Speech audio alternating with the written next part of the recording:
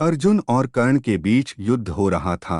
कर्ण के प्रहारों का अर्जुन के रथ पर कोई असर नहीं हो रहा था। ये देखकर अर्जुन को लगा कि कर्ण के बाणों में शक्ति नहीं है। महाभारत के कई ऐसे प्रसंग हैं जिनमें सुखी जीवन के सूत्र बताए गए हैं। अगर इन सूत्रों को जीवन में उतार लिया जाए तो हम कई समस्याओं से बच सकते हैं।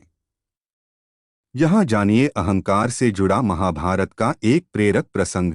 इस प्रसंग में श्री कृष्ण ने अर्जुन को डोट समझाया था कि घमंड नहीं करना चाहिए और शत्रु को छोटा न समझें।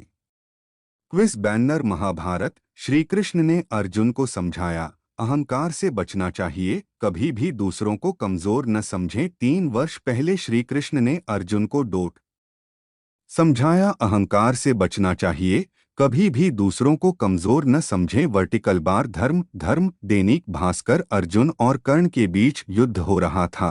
कर्ण के प्रहारों का अर्जुन के रथ पर कोई असर नहीं हो रहा था। ये देखकर अर्जुन को लगा कि कर्ण के बाणों में शक्ति नहीं है। महाभारत के कई ऐसे प्रसंग हैं जिनमें सुखी जीवन के सूत्र बताए गए हैं। अगर इन सूत्रों को जीवन में उतार लिया जाए तो हम कई समस्याओं से बच सकते हैं।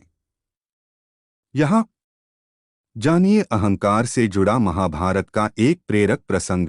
इस प्रसंग में श्री कृष्ण ने अर्जुन को समझाया था कि घमंड नहीं करना चाहिए और शत्रु को छोटा न समझें। अर्जुन और कर्ण के बीच युद्ध हो रहा था। दोनों ही योद्धा पूरी शक्ति से लड़ रहे थे।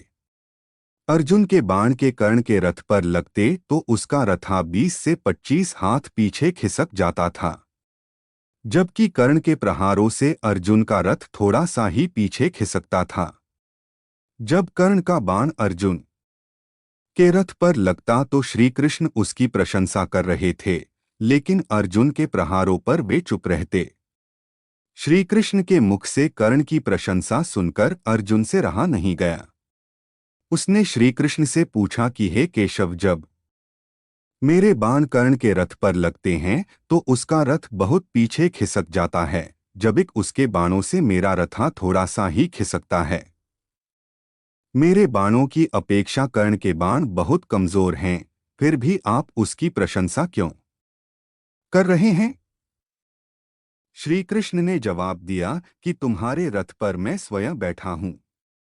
ऊपर ध्वजा पर हनुमान जी विराजित हैं। रथ के पहियों को स्वयं शेषनाग ने पकड़ रखा है।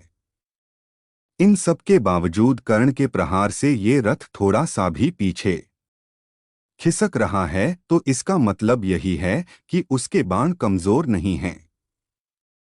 तुम्हारे साथ मैं स्वयं हूं और कर्ण के साथ सिर्फ उसका पराक्रम है, फिर भी वह तुम्हें कड़ी टक्कर दे रहा है। इसका मतलब ये है कि कर्ण बिल्कुल भी कमजोर नहीं है।